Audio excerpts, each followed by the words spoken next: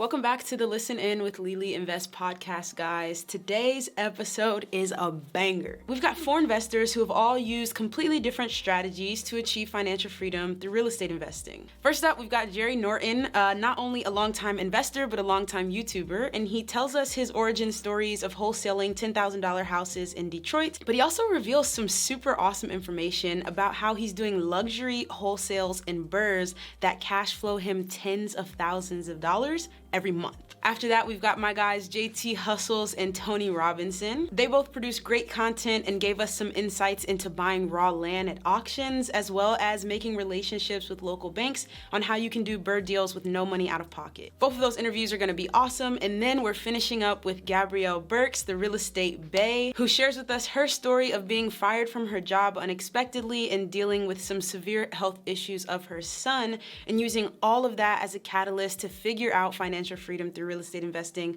by buying and renovating her first house all by herself. This is gonna be an awesome episode. Don't forget to subscribe and help us reach 1,000 subscribers before we get to our 5th episode. Now let's go ahead and dive in.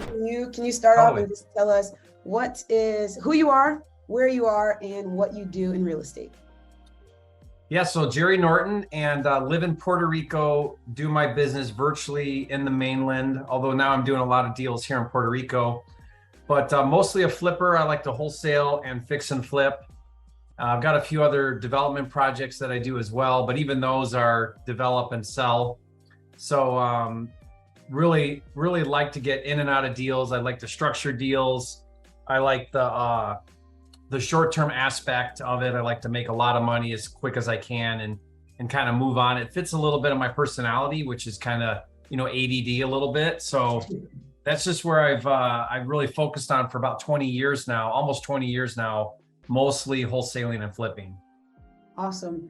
Very cool. I've heard the story of your first deal, but can you kind of go back through it and tell the audience, how did all of this start back then? Yeah. So again, it was almost 20 years ago, and it was in Metro Detroit where I got started.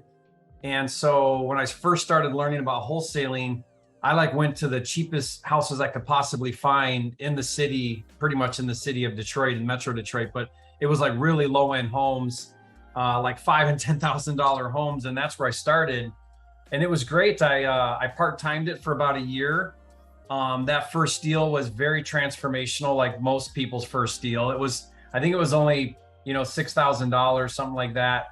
It could have been $1 million though, because I was so excited to do that first deal. And it really was that proof of concept. When I did it, something clicked, and I said, I can do this again and again and again. I can do this multiple times a month. I see in my mind's eye how this could be a real thing and be a business and change my life. And I haven't looked back since then. It was really an amazing experience. I wish I would have framed the check and took a picture. I tell people to do that because they'll look back on that day and it'll be a special moment. Yeah, I feel the exact same way. And so many other people that I've talked to, from somebody who legit made $50 on their first deal because so many things went wrong. And by the time all of the closing costs and stuff went down, they made $50. I was the same as you. I made $6,000 on my first deal, to, people who hit home runs on their first deal. Everyone's it wasn't the money. It wasn't how much I made that changed my life. It was that proof of concept. So yeah, I totally agree. Do you remember how you found that first deal and maybe even how you found a buyer for it? Yeah. So really cool story. I actually kind of fell upon this strategy and did it quite a bit. So a long time ago, there wasn't a whole lot of tools and resources and technology like there is today, but I was driving for dollars. I saw this tiny little for sale sign in the window, and it was faded, you could barely even see the phone number. And I call on the number, and the guy happened to be in the neighborhood, and he was an investor that had owned it a long time, been vacant a while, was not doing anything with it. So we agreed to a price of $17,000. I had this really simple, little one-page thing. He signed it. And then I thought to myself, man, who am I going to find to flip this? And I had the idea, who's buying right now in this neighborhood? So what I did is I went on the MLS. I got my license right away because the MLS was the only tool available to really find data. And I went on the MLS and I just did a search for like sold homes that sold really cheap in the area. And then I would go on public record and I'd see who it was. Well, I'm doing this like research and I found this guy who had bought like 5 or 6 houses in like the past 30 days, like in the area. And so I didn't know how to find the guy because I didn't even know what skip tracing was. That thing wasn't even available back then. It was like reverse directory. So what I did is I went and I knocked on the door of one of the houses that he bought, and it was actually a tenant there. And the tenant came out and I said, "Hey, I'm looking for so-and-so." And he said, "Oh, that's my landlord. Here's his phone number." So he gives me the phone number. I call him up. He meets me over at the house. And next thing you know, we're doing we go back and forth a little bit, but he wants it. And I end up assigning it to him for $6,000. And what was cool though, is that guy was on like a buying spree, and I ended up over the next couple of years wholesaling him, I don't know, dozens of deals. So he ended up being just an awesome buyer for me. Yeah, that's so cool. When you can find somebody who's just like, bring me stuff, I need to use this cash, like that's super awesome. And a great thing for like a beginner, because maybe they don't know how to find a ton of buyers, but they find a great one and they can just go find the properties. That's super awesome. I know you have a ton of kids, and I'm probably like around your kids' age. So I'm asking this question over the last 20 years, which is basically my lifetime. Do you have a deal that like stands out as your best deal, or one that maybe you're just most proud of, or you feel is just like one of the coolest ones? Yeah, so it's only been recently that I've been rethinking flipping on some deals. And so recently I did this deal, and it was a luxury deal. I don't know if you know, I love luxury flipping. Yeah, and this was a like house. The mansions you took over. Like I remember there was one where like somebody couldn't finish it, so like you went in and like completed it. That was really cool. Yeah. So this was in Phoenix and Scottsdale, this deal. And I'm really proud of this deal because I had the discipline to not flip it. And it was a luxury house. I bought it for 1.8 million, and I did $1 million rehab on this house. And like everything, I mean, we blew out walls, we put in headers. I mean, we redid everything, and it's in a luxury area, so it supported that. So I was really excited because I'm all in on this deal for 2.8, right? 1.8 by 1 million rehab, all in for 2.8. And it's like a $5 million ARV. And, but if I flip it, this is before I moved to Puerto Rico and kind of took advantage of tax savings. But if I would have flipped it, then I'd owe this huge tax bill, right? Because I'm in the highest tax bracket, so I'd pay about half of that flip in taxes. So what I did instead is I said, well, I wonder if there's demand for a luxury renter. And there happened to be a huge demand in that neighborhood, in basically Scottsdale, for luxury tenants. So what I did is I ended up doing a BRRRR, and I ended up refinancing it. It appraised for $4.5 million. The bank gave me an 80% loan to value, which means they gave me a loan for 3.6. But remember, I'm only into the deal for 2.8. So I took an $800,000 cash out, and my new loan, it was an amazing loan before rates went up. It was a 3.5% fixed rate, 30-year loan with like a 10-year balloon. So like my PITI is like, I think 17,000 on that house, and then took 800,000 out and put a tenant in for like 25,000 for year one, 30,000 for year two, monthly. Yeah. So they're paying me 25,000 a month for the first year, 30,000 for the second year. So not only am I depreciating this asset to save on a ton on taxes, not paying taxes, took 800,000 out, and cash flowing like crazy. So it just ended up being one of those like, deal of all deals that just prints money. It's a really cool deal that I'm really proud of. Yeah, that's super cool, because even though pretty much all I do with my properties is BRRRR, I'm thinking like, how is he not going to flip this? Like, how's he going to get his 2.8 out of it and not flip it? But yeah, like it's just at a higher ARV level. It's still the same 80% LTV. Your PITI is lower than your rent. Like, yeah, it's the same formula. I love that.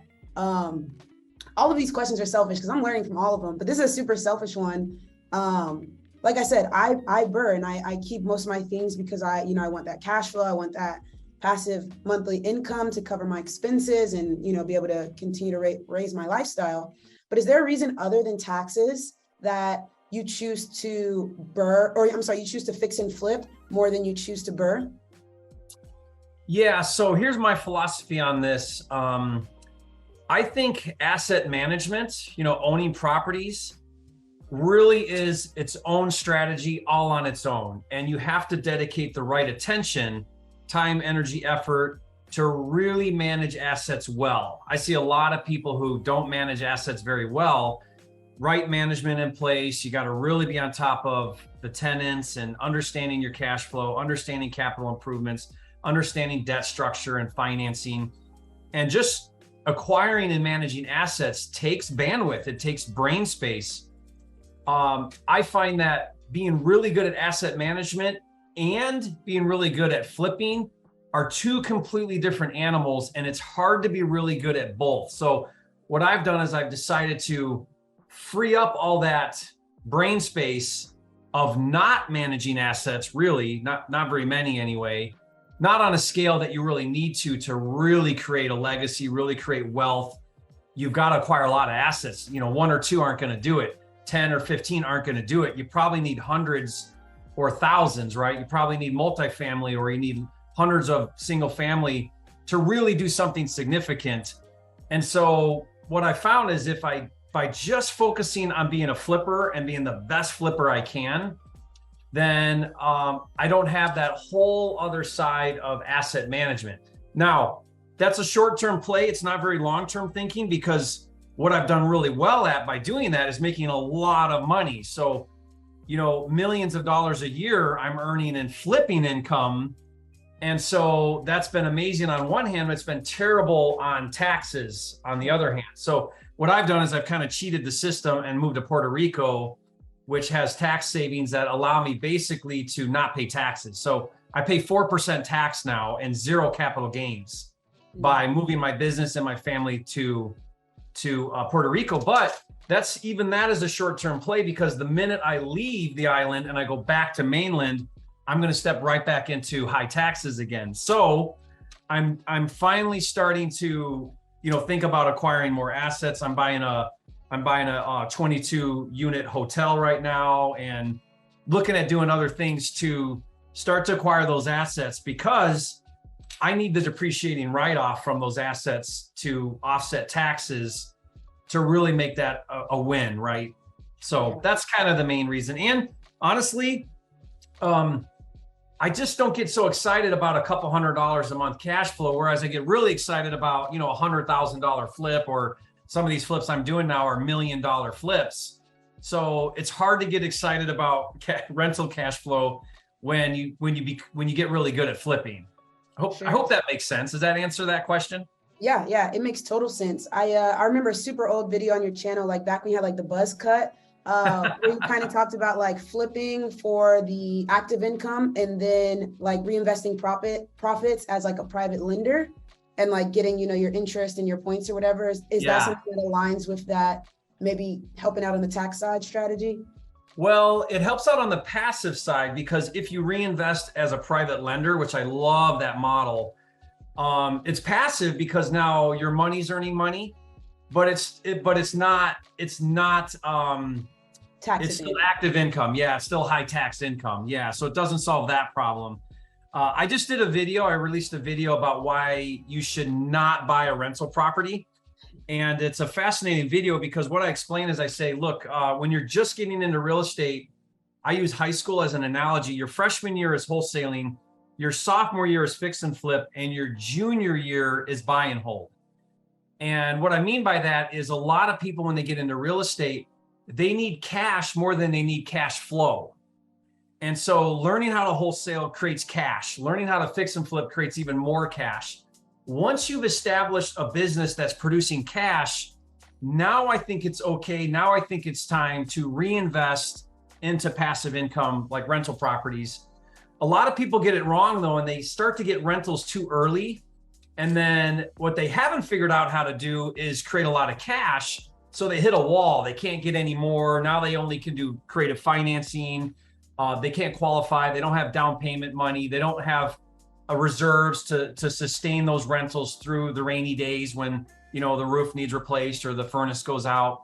And so they just approach it too fast, and it actually hurts their ability to build a portfolio. Yeah, I could totally see that. Yeah, we definitely got to do some podcasts. I would love to continue to dive in and talk more. But I want to be respectful of your time. I want to get this last question out. Do you feel like you have a secret sauce or a competitive advantage that makes you stand apart? And if so, are you willing to share it with us? Yeah, so you've actually done a review on this idea on your channel, but it's where I've really excelled well, and where my favorite way of getting deals is on market with real estate agents. I've just figured out how to really talk to them in the right way, build a relationship in the right way. And that's allowed me to create these relationships that end up giving, it's the golden egg that continues to give, because these agents now call me with their leads. They call me with their best deals, and I'm able to pick up deals without really doing lead gen and without spending money on marketing. And so I've laid the groundwork, and I teach how to do this quite a bit. And I give scripts and all these things that can help you learn how to create these relationships. But that's just been such an amazing strategy in my business over the years to really get phenomenal deals. Like that Bird deal I told you about, that was a pocket listing an agent brought me. I would have never gotten that deal, you know, had I not had a relationship and they brought that deal to me. Right. Yeah. Love it. That's how I got my first deal. So from watching your videos. So yeah, really, really appreciate it. So great to get the chance to talk to you after watching so much of your content. And we really appreciate your time. Yeah. Thank you. And love to do some more content with you anytime you want. Yeah, for sure. Yeah. I just have a bunch of questions. So I'm going to just come at you both for the video and because I'm interested. But can you tell us who you are and what your involvement in real estate is? Like, what do you do? All right, I go by the name of JT. JT Automations is the YouTube channel. JT Hustlez is the Instagram page, and I'm a serial entrepreneur. So I started off with an independent courier service, scaled that up to 6 figures. Then I started looking at multiple streams of income. So I got into e-commerce, digital marketing, all of that stuff. And I got into social media because I got tired of people asking me, how do I do what I do? So I said, I'm gonna upload a couple of videos and just tell people, you go to the channel, you can see it. And the third video I ever uploaded to YouTube got 100,000 views on it. So I was like, man, maybe this thing is a viable long-term play. So scaled up that business now that my media company makes over $50,000 a month net profit. We have a goal of building it up to $200K a month net profit. And as a real estate investor, I'm a buy and hold investor, meaning that I'm self-aware enough to know that while social media and books and movies and all of that stuff that my company produces is cool right now, the time might come where you might not want to watch the movies or the YouTube videos or read the books, but people are going to always need a place to stay. So I invest in real estate every single year. I got a small portfolio right now that contains, let me count them, 1, 2, 3, 4, right? I own 4 properties, but I'm also a hard money lender in 2 other properties.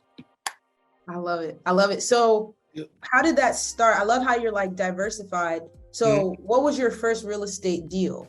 All right, my first real estate deal, I spent $1,200 and got 22 acres from the tax sale. So backstory, I'm from South Carolina, but a lot of people in the South, once they graduate, they move up north, or that's how they used to do. You know, now it was before Atlanta's popping how it is now.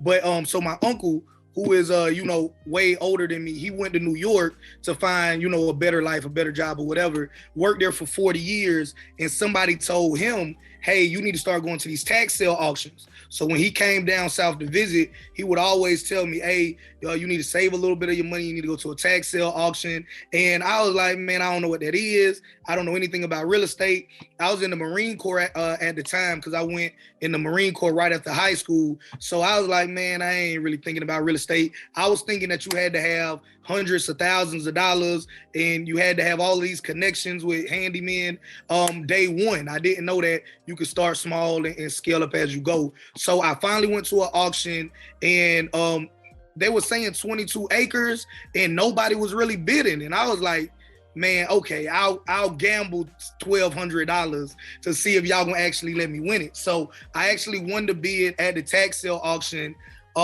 Unfortunately, it got redeemed, but it was still my very first deal, and I liked it because I got my money back. I got the little $1,200 back, plus I got 12% interest. So I said, well, this still beats me leaving the $1,200 in my checking account. So that was my very first deal. Ever since then, I said, man, if you could get real estate for less than $100,000, because I thought every property cost six figures on up, this is something that I want to get into.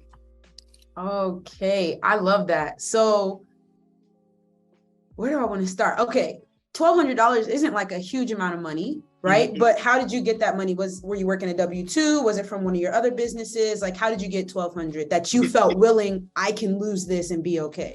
Yep. Honestly, I was working a 9 to 5, right? I'm 32 years old. I only worked a job for 5 years of my life.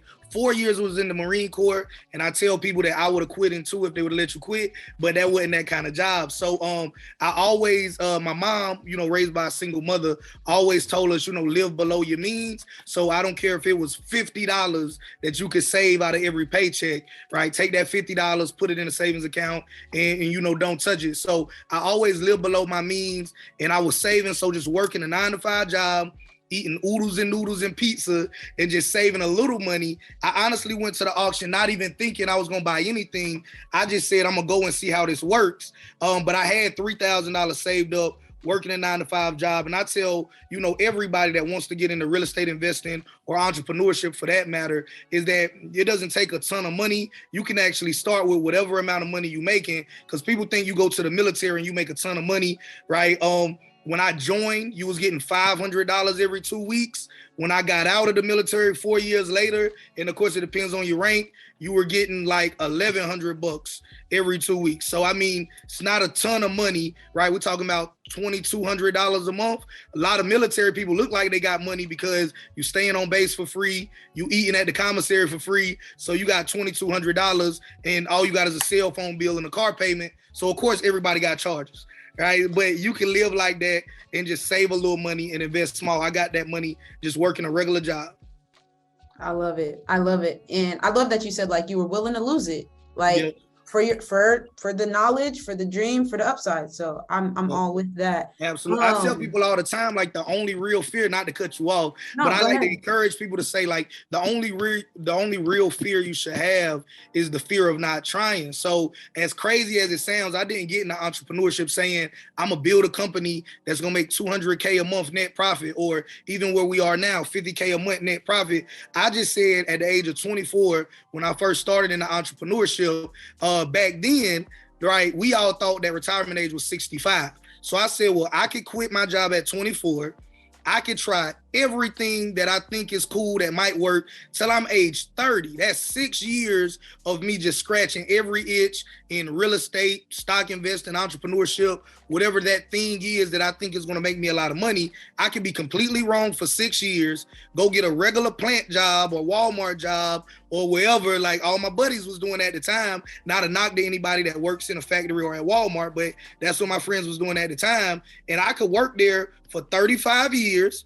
I will be 65, the same age as them, and we'll be, I'll be able to retire. The only difference will be that I won't have that regret, right? So I would have never known what would have happened if I wouldn't have tried this, right? So that's what I like to encourage people to do, right? You can make money, you can lose money, you can make it again, but you'll never get your time back, and you got to take risks, especially if you come from a low-income environment and you're not going to inherit millions of dollars, anything like that. All right. I love that. You got to make some shake, or at least try. Absolutely, right? My mama took care of 6 people. She never made more than $11 an hour. So I'm not great at math, but 6 divided by 11 is, we were poor growing up. It ain't good. Yeah. She worked at a daycare center a whole life till she retired. So not a lot of money.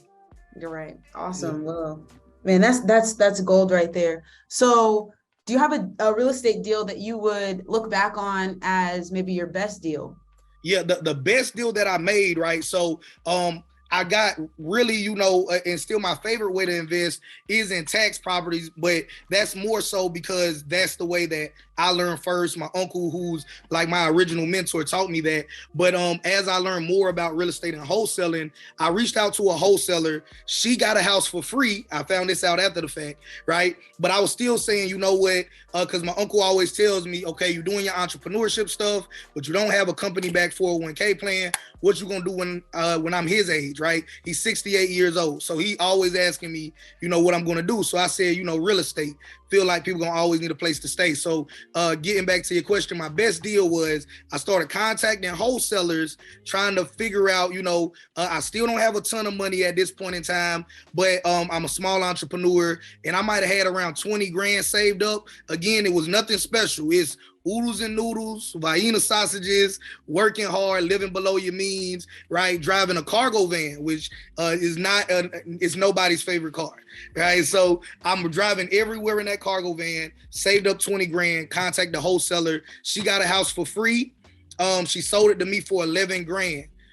Needed a new roof. I called a roofer. They had to like redo the entire, like I ain't gonna act like I know all the terminologies, but the entire top part, not just the actual roof that you see, but the interior part as well. All was molded, all was rotted out. So they pretty much had to cut the entire top off and redo all of that. I had to pay 8 grand for them to do all of that on the house that was like 1,100 square feet.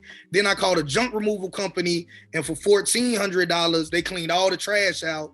Then I called a realtor, put it on the MLS and sold it for $53,000. We listed it for $57,000, took an offer for $53,000. So I was pretty happy with that, right? After it was all said and done, actually, we walked away with 53. I love it. I love it. That's super smart. Okay, yeah, so I had 20 kind of like a little flip. Yeah, and it was less than 30 days. So in less than 30 days, 20 grand, let's just round up, 8 for the roof, 1,400 for the junk removal, 11 to get it. So 20 grand in, and made 53 off of a 20. So we talking about $33,000 made. So, and that's from somebody, cause I don't know, you know, if everybody watching this wants to get into wholesaling. I think that's a great business, but this is from somebody that I don't know anything about wholesaling, right? I got friends, I watch Lili's channel just like y'all watching now, right? And I know little stuff that I pick up on, but I'm not like, you know, the greatest person at finding deals and acquiring deals, right? But what I hear a lot of people say is that part of wholesaling is they offer usually better deals than if I call up a realtor, right? We can all call up Remax or whatever places in your area where all the realtors are. But if you want to get something with some equity in it, I always think that wholesalers are going to be where you can go. And of course, you're going to pay more than if you got the deal yourself, but it is still equity in the play, and that's what I want to do. And I honestly think that that's a great play, and that's where I get the majority of my deals now. So tax auctions are only a certain part of the year in most places, but all throughout the year, a good wholesaler is going to have deals. So I tell all of them, hey, I'm a cash buyer. Get on your list. And a little secret that I want to share with you all, because I had a friend of mine that I shared this story with, right? He was completely broke. He did the same thing, right? Because he just wanted to see what could he get a house for. And he said that, man, he got such a great education just by being on the buyer's list of other wholesalers that he wholesaled his own first deal and then got the money to actually start buying and holding real estate now. Because when a wholesaler would email them, they'll say, this is the property, this is the price. Of course, you got to do your own due diligence, but they will let him go check out the deal. And of course, you don't know what they got in it at, but anybody can find out the comps. You can use PropStream, you can go to Zillow, you can see what houses are selling in that area. So even if you're somebody right now that's introverted, so doing cold calls or whatever it is you got to do to get your initial leads, just jump on people's buyers list. It helped me learn a lot. And now I got a friend that's investing in real estate, and he got a complete course level education off of just reading emails from being on everybody's buyers list.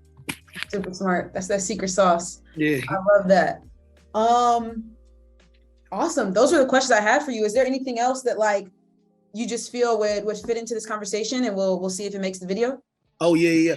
So I would like to end with this. No matter how much money you have, no matter how bad your credit is or whatever financial situation you feel like you're in, I want you to know that it's always a good time to get into real estate. You don't have to have tens of thousands of dollars. There's a lot of different ways. Stay tapped in with Lili and whoever else you subscribe to on YouTube and really apply this knowledge. I think what holds most people back is because they become information hoarders. So you'll watch 1,000 YouTube videos. You'll hear somebody like Lili, who's a practitioner, not just somebody that read a book and started making YouTube videos, but she takes you around her properties. So regardless of how much money you have, I want you to start at whatever level you can. So I started off with $1,200 I saved just by eating cheap food and living below my means and going to the tax sale auction.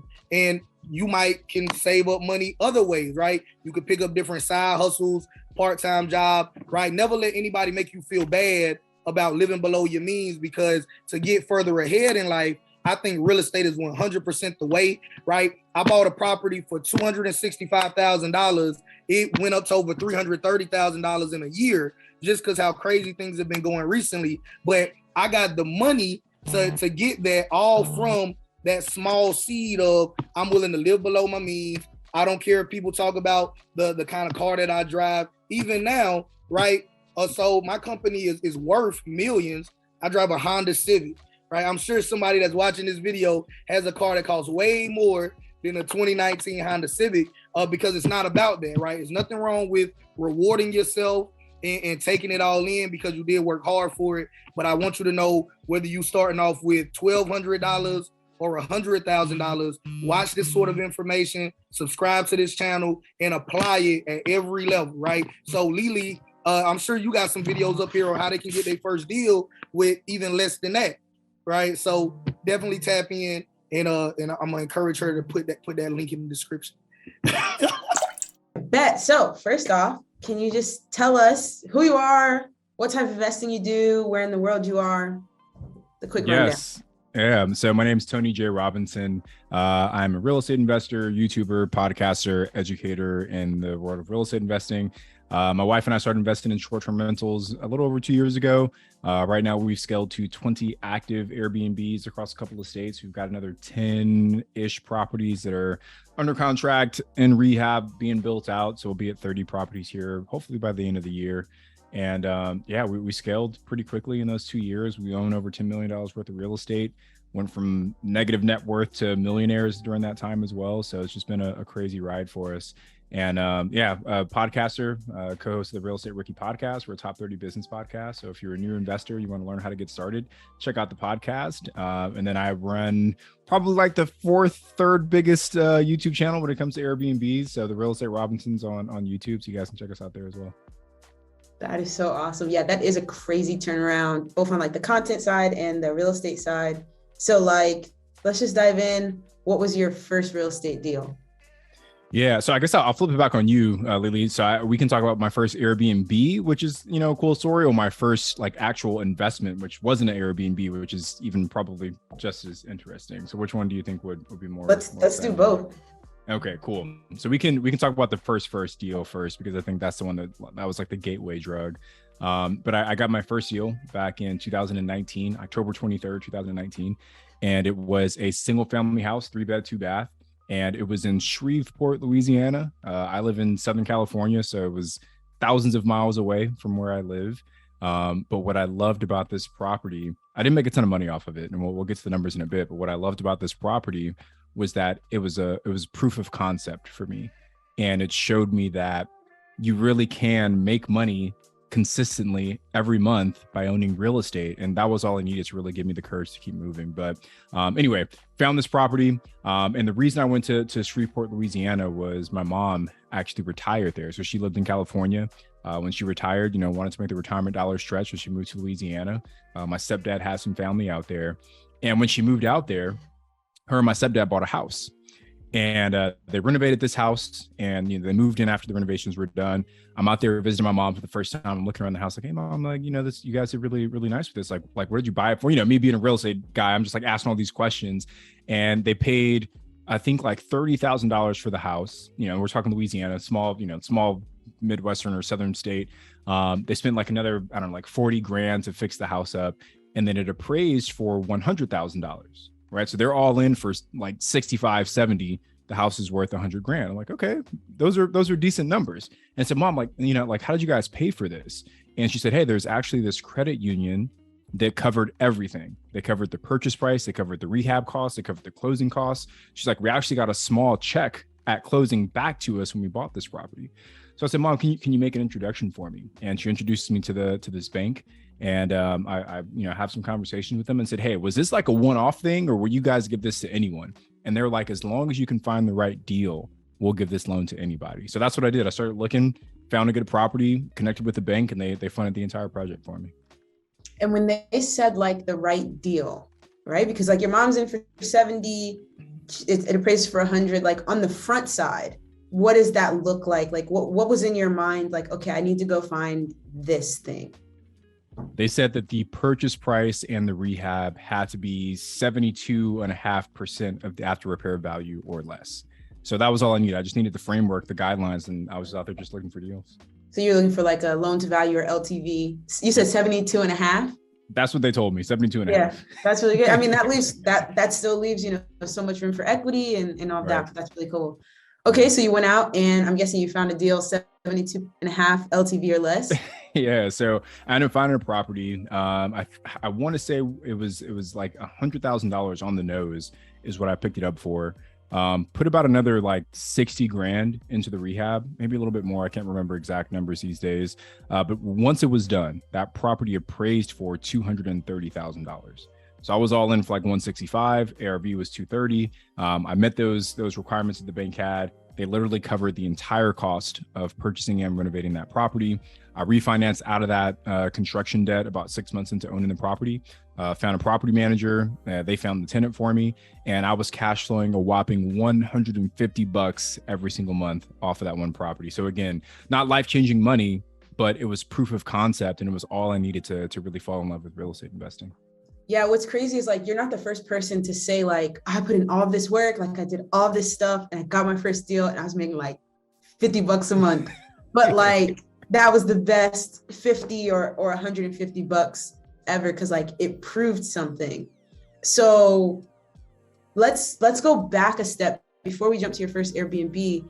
Like, what did you have to do in terms of investing your time or your money in order to get to the place where you felt confident taking that 160 grand of construction debt to do that first deal? What did you invest? It was a lot of time, effort, and energy into educating myself first. I would say it's about an 18-month journey from the day that I said I want to be a real estate investor, like seriously said that, until I closed in that first deal. So it was, watching YouTube videos, listening to podcasts, listening to audiobooks, going to meetups, just meeting as many people as I could, getting active on forums and Facebook groups, and just absorbing as much information as I could, asking good questions to people who had already done this before me. And I think once you get to the point where if you ask a question or you listen to a podcast or you read a book and you can find yourself feeling pretty familiar with that information, then it's a good sign that you've learned enough and it's time for you to kind of take action on your own. So I got to that point. I said, okay, I need to finally pull the trigger, because it's so easy to get stuck in analysis paralysis. And I was acutely aware of that. So I wanted to make sure that once I felt I had the knowledge, that I knew it was time to take action. That's awesome. So what was the transition like from that first BRRRR property, that's what I'd call it, right? Yeah. And into a short-term rental? What was that first deal? So before I even bought that first single family house in Shreveport, I knew that I wanted a big portfolio, right? My goal at the time was to be able to leave my W-2 job. And I knew that buying a bunch of single family houses was going to be a slow path to get there. So initially my plan was that I wanted to invest in apartments. I wanted to become an apartment syndicator. And that's where apartment syndication, for those who don't know, is like when you go out, you find a 100-unit apartment complex, you raise 5, 10, 20 million bucks, and you go out and you buy that apartment complex with the money you raise. Now, I was 26 at the time, had never done a real estate deal, didn't know what I was doing. So it was highly unlikely that anyone was going to trust me with even $1 to go out and buy an apartment complex, let alone 5, 10, 20 million. So I said, let me get my feet wet first. So my goal with those BRRRRs was to kind of build a track record. So we did like 4 of those. And then after I had a few under my belt, I said, okay, cool. Let me try this apartment syndication thing. So I try, I can't find any good deals. I'm getting like all the bad stuff that all the other investors have already passed over. I end up finding a good deal, but then I can't raise the money because no one has any faith or trust in me. And it doesn't work out. So I'm sitting on some capital that I had set aside, and a buddy of mine says, "Hey, Tony, I know you're thinking about this apartment syndication thing, but I'm buying this cabin, this Airbnb in Tennessee. Here are the numbers on it. I think you should come take a look at this." And when he showed me the numbers, I was like, holy crap. I was like, you're getting this with one property? And remember, at the time, I was making $150 on this, per month on this one single family house. He was going to make $150,000 in gross revenue with this one cabin. And I was like, holy crap. So we ended up buying that first cabin in the Smoky Mountains. And it was right in the middle of COVID. This was 2020. So people thought we were crazy for buying a vacation rental at a time when no one was traveling. And, in hindsight, either we were crazy or lucky or maybe a little bit of both. But that turned out, Lili, to be the best deal we ever did. We bought that property. $590,000 was the purchase price. Our all-in cash investment, down payment, closing costs, everything was about $65,000. We profited in the first 12 months just over $85,000 in that property. And it turned into a 138% cash on cash return with that one deal. So that was like all the verification validation I needed to know that Airbnbs and investing in short-term rentals was what I wanted to do moving forward. Oh, I love that. Okay, I'm going to dig into this. So I'm thinking that you find this local credit union that'll give you 100% of the capital that you need, as long as you find a good deal to BRRRR. Maybe you're even getting a little bit extra back at closing. You're making a little bit of cash. You've also got a W-2. So I'm guessing like you're stacking a little bit of your W-2 income. So you build up some capital through these BRRRRs, through smart, just financial savvy. Mm-hmm. My guess is you didn't make $580,000 on 4 BRRRRs to get into that first cabin. So what was the capital requirement like, and how did you come up with it? Yeah, so it was all just like money we had saved up. I did have a partner on pretty much all my real estate deals, so he and I together had money that we had saved up. But getting promotions, we got bonuses, and I was pretty much just taking all that money and throwing it into real estate. That was my goal. I knew I could make more money by betting on myself and investing in my business than I would if I was just doing whatever else. So that was my goal. All the money from my W-2 was just funding my real estate business. And what did you have to put down on that 580? So it was a 10% down second home loan. So literally on a $590 purchase price, we had a $59,000 down payment. We negotiated almost another $8,000 in closing costs. Like there were some things wrong with the property, so we got it down that way. And literally when you add in the down payment, the closing costs, the credits, and the money we spent to get the property ready for the guest, it was $65,000 total is what we put into that property. So between you, your wife, and a partner, you got $65,000, you're in it, and then it's making money. Do you refinance, or do you just leave it on that? We still have that same debt today. I don't know if we'll ever refinance out of that, because it's a 3% interest rate, 30-year fixed term. It's like that thing is like our best cash flow on property that we have. So I don't think we'll ever, maybe we will, but as of right now, we have no plans to refinance. Yeah, that's so good. Just because, even myself, I love the BRRRR method. I talk about the BRRRR method all the time, but this is a great example of, you don't have to BRRRR. Mm-hmm. You can stick with the first debt that you get, and especially short-term rentals, supercharged cash flow. Right. I love that. So my next question was going to be if you had to start over again, what strategy would you start with? Would it be short-term rental Airbnbs, or would you still start somewhere else? I almost don't like to answer that question, because I everyone's situation is so unique, and just because I would start a certain way or wouldn't start a certain way doesn't mean that whoever's watching this shouldn't do that. Mm-hmm. I think my advice to folks that are listening is find the strategy that's the unique blend of your time, your ability, and your desire. And if you can find the sweet spot between those three things, maybe it's wholesaling, maybe it's flipping, maybe it's Airbnbs, maybe it is apartments, maybe it's mobile home parks, maybe it's whatever it is. But if you can find the thing that you have the time to do, because some forms of real estate investing are more time intensive than others. If you could find the thing that you have the ability, right? Flipping a house requires a different skill set than wholesaling, which requires a different skill set than long-term rentals, and desire, right? If you hate the idea of having, possibly 15 different families come through your property every single month, and maybe Airbnbs isn't for you, right? If you hate the idea of managing contractors, maybe flipping isn't for you. So find the strategy that's the unique blend of your time, your ability, and your desire. And I think that's where you should start. That's so good. What would you say, kind of in that vein, is your competitive advantage or your special sauce in the short-term rental space? That's a great question. I would say my special sauce when it comes to investing in Airbnbs is really probably like me and my team. And my team, it's grown since we started, but initially it was me, my wife, and her cousin, which is our third partner. And each one of us had a certain skill set that really made it easy for us. When we talk about the time, ability, and desire, we were able to check every single one of those boxes when it came to Airbnb. So I'm really good at like analyzing deals and getting the tools and the systems and the software set up. And, you know, obviously I have a platform. So for us, like raising money to find money partners for these deals is relatively easy. My wife is super creative. So when it comes to designing the property, she's like, she knocks that out of the park every single time. She comes from like an events background. So just like making everything like super fun and exciting for the guests, she's great at. Our third partner, he's really good at like, you know, finding the best contractor or getting the best rates or doing all these other things. So like when you put the three of us together, we're like this, I don't know, this like golden triangle of like Airbnb operation. So I honestly think it's our team and our unique blend of abilities that makes us do so well. For somebody that maybe doesn't have an awesome wife and an awesome wife that's got an awesome cousin, like how would you recommend people go out there and find potential partners or just like people to walk this journey with them? Yeah, I mean, you got to network. I think that's the best way to find the people that you want to work with. You could network digitally online, right? Getting active in Facebook groups, getting active in like Bigger Pockets is one of the biggest websites out there for meeting other real estate investors. Going to in-person events, free meetups in your local area, paid conferences, events, masterminds, coaching, whatever it is, just find your circle of people. And as you start to integrate yourself into these networks, I think you're gonna find the right person to work with. So good. That's all I've got for you. Is there anything else that just like off the top of your head you think might go with this theme of video, and we'll see if we include it? Here's the last thing I'll say is that people have normalized the idea of going to college for 4 years, investing tens of thousands, sometimes hundreds of thousands of dollars into getting a degree, which may or may not pay off in the long run. But I think people are so fearful to invest that same or even less into their first real estate deal.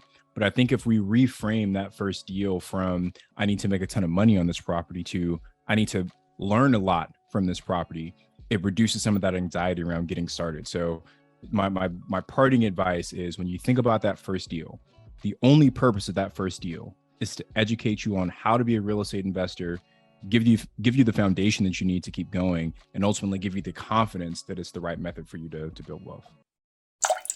What's up, you guys? My name is Gabby. I'm the Real Estate Bae, and I am located in St. Louis, Missouri, and I help new and first-time investors find and fund profitable real estate in the St. Louis market. I love it. And how did you, as someone who helps people get their first deals, how did you get your first deal? Yeah, so long story less long, I was unemployed in 2019, and I knew I didn't want to be subject to somebody firing me again. So I got fired, and I went to Google and I typed in how to make money without a 9-to-5. Real estate came up. Then I typed in how to make money on your own time, and being a realtor came up. And so I kept Googling because I was like, surely I'm not doing real estate. And I kept Googling, and real estate, investor, investments, landlording, everything around what I currently do just kept coming up, no exaggeration. And so after maybe 3 to 6 months of disobedience and being poor, I eventually, said, okay, I got $22,000 in the bank. Let me see how far this will take me, because if being unemployed, if my rent is $1,000, I'm gonna be homeless in less than 22 months. So I took $10,000 and I went to Zillow.com and I typed in search properties under 10K, and I visited all the properties and I landed on the one that I bought. Okay, so you gotta be lying, because nobody has 22K in their bank account, especially after being fired. And there's nowhere in the world that you could buy a house for $10,000 down. So what's T? No, it wasn't down. It was the full purchase. Snap. Okay, even more. I need the T. Yeah. Yep, full purchase price. So St. Louis this is why we built the business here. People ask me, help me here. I don't have to help you anywhere. I can just help you here, because St. Louis is historically known for undervalued real estate because of systematic racism, which is a whole different conversation. But in 2020, I bought this property in 2020. There were properties online for $8,000, $11,000, $10,000. So I had 10 grand. I didn't know that was inexpensive until I went to social, and people were like, wait, the year of our Lord 2020, like like 2020? Yes, 10,000, 8,000, 11,000, 14,000. So I was shopping like I was in Beverly Hills, honey. I was going to properties like, oh no, this isn't good enough with my 10K, right? And so, St. Louis is historically known. So I got a 2-bedroom, 2-bath, fully finished basement, a full house for $10,000 flat. So yeah. What'd you do with it? You bought it. What type of condition was it in? And then how did it come out for you? So my favorite thing about the house, I think why I landed on this one, was that the owner was living in it. So I knew that it was past occupancy for permits purposes. I knew that it was livable and safe. It had to have running water, electricity, and then there were window units for HVAC. So I said, okay, at least I know that this one, I'm starting off livable and safe versus a full gut. So over 88 days of the summer of 2020, I renovated the property myself. I went in, I did drywall, I tore down cabinets, I changed out doors, I changed out door knobs, the whole thing. Got the little thing rented a lot of tools from Home Depot and redid the floors because there's original wood floors in there. Repainted the deck. There's a big swing in the front yard, repainted that. I was in there for 88 days straight. And so listed it on Section 8, and we still have the property to this day, and it cash flows a little under $1,000 a month. So did you just take that cash flow and let that pay you back for the 10K you had put in, or did you refinance? I didn't. I've never refinanced the house. Never refinanced it. I let So just no mortgage. You pay yourself back with the cash flow in less than a year. Yeah, 5 minutes. Yeah. So cool. So how'd you get the 22K? Was that like, were you a great saver? Did you hit the lotto? What happened? So I think like God literally had me in season. So I was in a season for the first time in my life of saving. And so me and my fiance at the time were saving, which we thought was a lot of money, which I guess maybe is a lot, the 22K. We were saving every single month and just going over finances and really saving. And then boom, we got fired and we had the 22K. So before that, I couldn't hold maybe $1,000 in the bank account. So literally I was set up to buy this property, right? So yeah, we literally saved from a 9-to-5 job. Saved every awesome. That's awesome. And okay, so that's your first deal. Do you have a deal that stands out as maybe your best deal, or a deal that you're most proud of or was most exciting for you? Yeah, I love the first deal for sure. The next one, or the one that would probably stand out, because I think it just brings out the hustler in you, is we got our next deal we got the keys to the next deal for $200. It's a 4-bedroom, 2-bath, all brick property in St. Louis. The value is probably about $75K, and I got it for $200 just off of Hustle. And so somebody DM'd me and said, hey, I see what you're doing on social media. My friend wants to sell a property. He's not from here.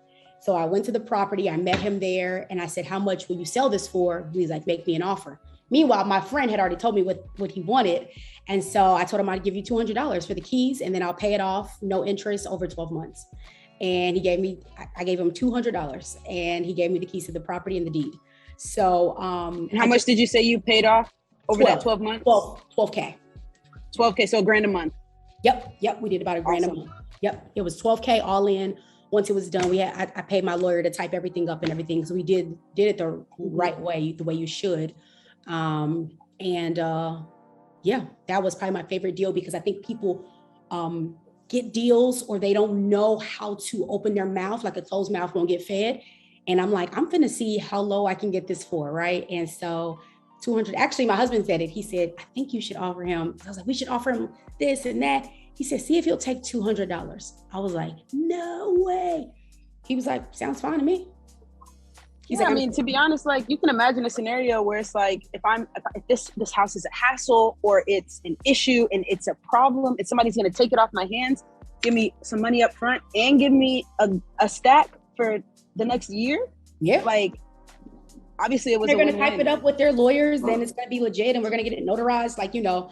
And so he knew me through the friend that DM'd me. And so he's like, it seems solid to me, you know? So, and then I was licensed realtor too. So legally I cannot do anything to put the public in jeopardy legally. So that always puts on my behalf, being licensed. So that's a really cool deal, because people underestimate the power of building connections, getting out of their house. I had to leave my house to go to that deal. Everybody wants to do everything online. And sometimes you just got to show up, and got the keys. I love it. I love it. I literally just made a video. I think it's like 7 or 8 things that are blocking you from financial freedom. And one of them is like staying in your house. Like, you got to get out. You got to go. Go outside. Make it shake. I love it. Okay, last question. Do you feel like you have some type of secret sauce or competitive advantage that's like the key to your success? And will you share it with us? Without question, yes. I tell you, yeah, you cannot, you can duplicate what I do, but I the first piece of secret sauce that it can't go without being said is that I am a child of God.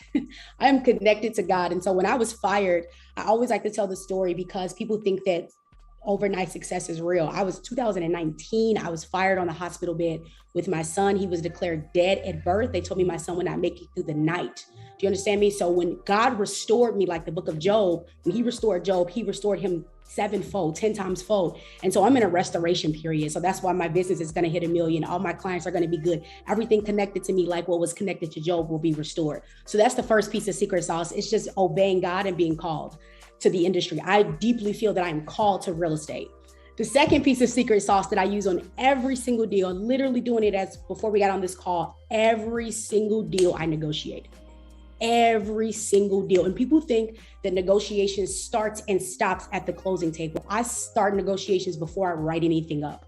I was on the phone with realtors, AirPods in, with my son crying in the background, just kikiing with them, knowing I'm about to cut their asking price in half, right? And so I started negotiations before I write anything up. I'm not wasting my time. We agree on a number for my client.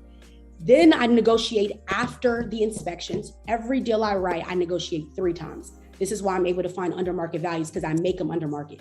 After inspections, I negotiate again. Ooh, Sarah, I love this deal. We were going to give you 75. The new offer is 68. $8,000 over a 30-year mortgage for my client is quite a bit of change.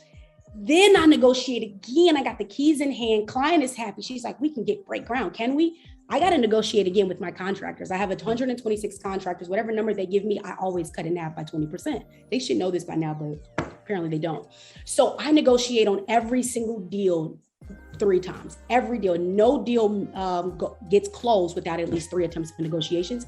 99.9% of the time, I win money back at every intersection. That's our secret sauce on how we can win money back.